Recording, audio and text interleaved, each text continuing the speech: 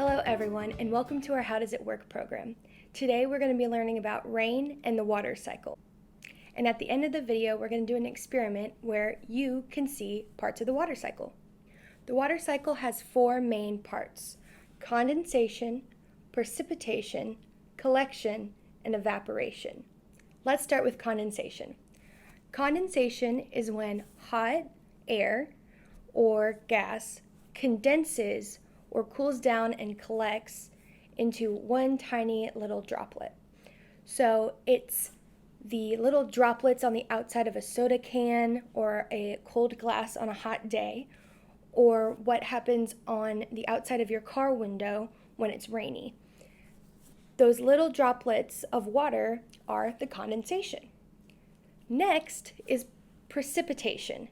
Precipitation is just a big, funny word for rain. Once water has condensed in the clouds up above, it gets really, really heavy. And once it gets heavy enough, it starts to fall, and that's the precipitation, or the rain. After precipitation is collection. Collection is just the water coming together in one place. So after it rains, it can just be in a puddle, or that water can go into a pond or a river or a lake or even the ocean.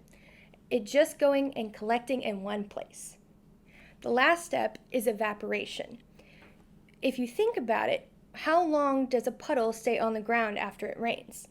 Not for very long, as long as it's a hot day. Evaporation is when that cold water heats up and goes from a liquid to a gas, and then it goes back into the sky where the whole thing repeats again. So it's a never-ending cycle. Just remember, there's 4 steps to the water cycle. Condensation, when the water gathers in the clouds and gets heavy. Precipitation, when it falls, or the rain. Collection, when the water gathers together at one point, so in a pond, a puddle, or the ocean. And evaporation, when that water turns back into gas and goes back up into the sky. So now that we understand the water cycle, or at least have a general understanding of it, let's do our experiment. So this experiment is going to show how condensation and precipitation work. This is a little bit easier to see than evaporation, which would take a very long time. So for this experiment, you're going to need some clear jars. Next, you're going to need some shaving cream. The cheap stuff from the Dollar Tree or the dollar store. The point of the shaving cream is you need the cheap, foamy kind. So the kind, when you spray it out, foams up. Next, you're going to need a spoon. Then, you're going to need some food coloring. Putting clear water into clear water won't really help you see what's going on.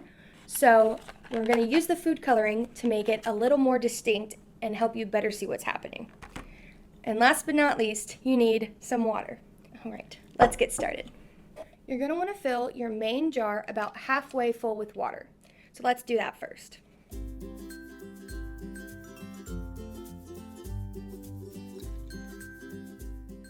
Once you filled it halfway, you're going to want to fill it just a little bit further, about 3/4 of the way, with the shaving cream.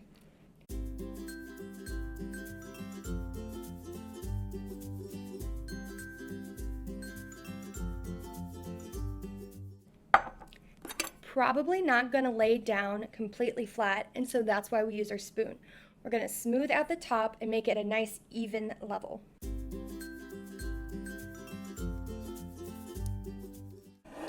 Okay, once you've leveled it out, you're going to want to rinse your spoon off because this needs to be clean, so I'll be right back.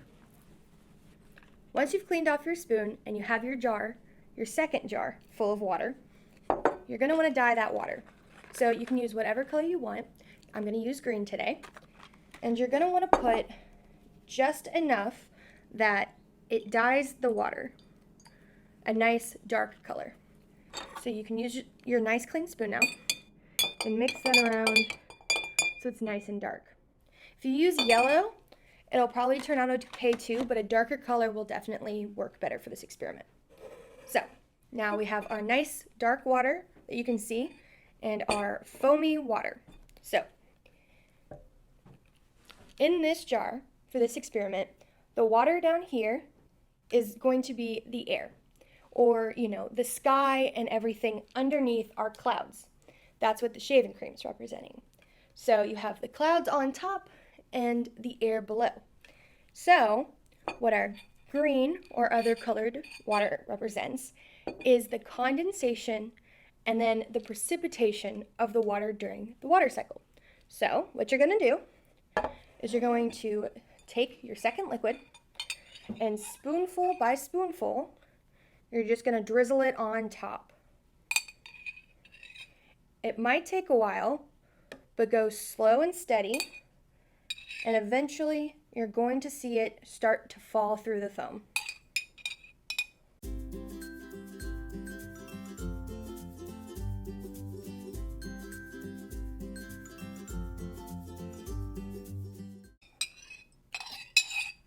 And just like that, it got too heavy in the condensation phase and it had to fall to precipitation. And that is why our water turned green. It fell through the shaving cream and into the water below. So that's why you get your green water. Thank you so much for clicking on our video and coming to the program today. I hope you enjoyed it and you learned a lot. See you next time.